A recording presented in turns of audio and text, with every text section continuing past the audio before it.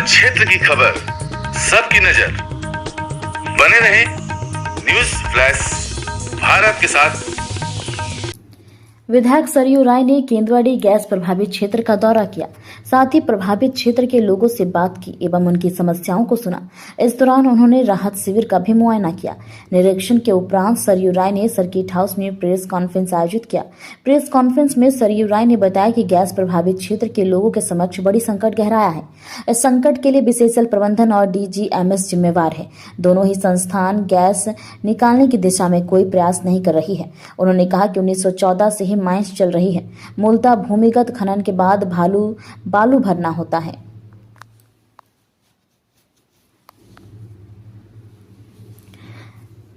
भूमिगत खनन के बाद बालू भरना होता है, जबकि ऐसा नहीं करके बीसीसीएल ने केवल मुहाने पर दीवार दे दिया है।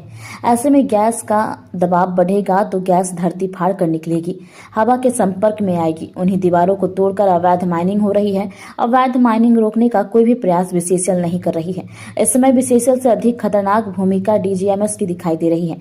खनन क्षेत्र में सुरक्षा की जिम्मेदारी डीजीएमएस की है। गैस रिसाव के बाद अब लोगों को दूसरी जगह जाने के लिए कहा जा रहा है, जहां उन्हें रोजगार और अन्य मूलभूत सुविधाएं नहीं है।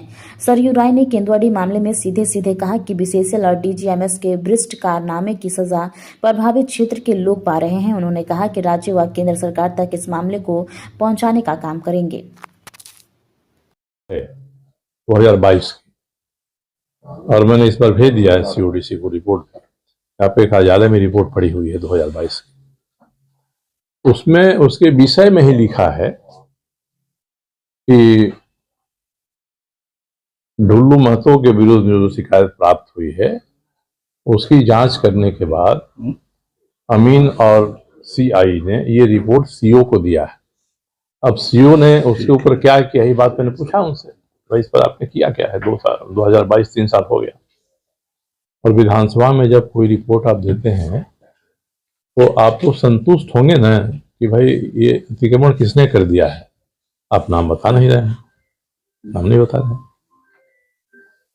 कल एक सांसद का बयान भी वायरल हो रहा था। बीसीसीएल के जो अभी वर्तमान सीएमडी हैं मनोज अग्रवाल, उन पर एक बड़ा आरोप उनका था कि ये जहां जहां गए थे भ्रष्टाचार किया। अब उनकी कुंडली उनके पास होगी, मेरे पास नहीं है। चिटाही से 200-250 गाड़ी कौन निकालेगा?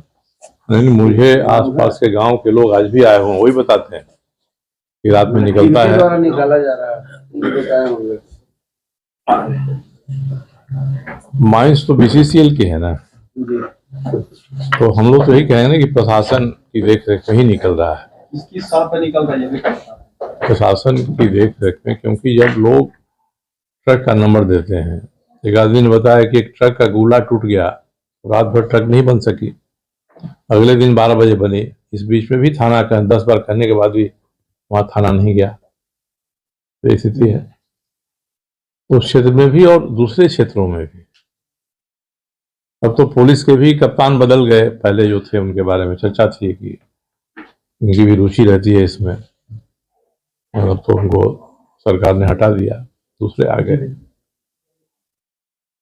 तो ये हम लोग इतनी चीजों को ही कर रहे हैं जिसके बारे में प्रमाण है, व्हाट्सएप आता है, नंबर आता है ट्रकों का, एक बार भी जांच नहीं होती है उससे। मैं आपके सामने इस बात को रख रहा हूं, और जितना भी हमसे बन पड़ेगा हम समस्या के इस पहलू को झारखंड सरकार से लेकर भारत सरकार तक पहुंचाने का प्रयास मैं करूंगा। तो ये मैन मेड क्राइसिस है, मानव निर्मित संकट ये है। जो सफेद पोश लोग हैं उन्होंने संकट खड़ा किया है, और जो निरीह जनता है इस संकट का खामियाजा भुगत रही है।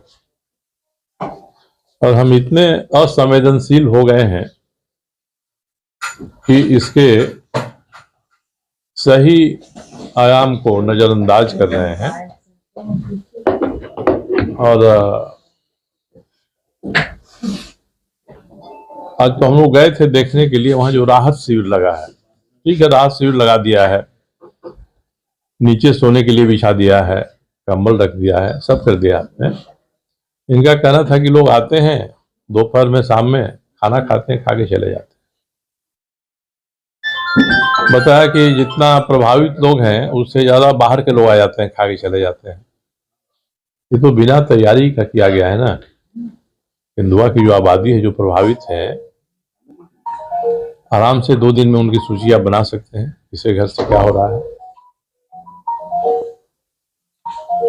और किसी का भी घर अच्छा है बुरा है, सुकून वहीं मिलता है। लोग आते हैं, खाते हैं, चले जाते हैं, भरे घर के बाहर बैठे रहें, सोए नहीं। तो जो मानवीय पहलू है इस संकट का, इसकी ओर ध्यान नहीं दिया जाना एक तरह से निंदनीय है, शर्मनाक है। ये तो एक विषय था जिसके लिए हम लोग आज यहाँ आए देखने के लिए।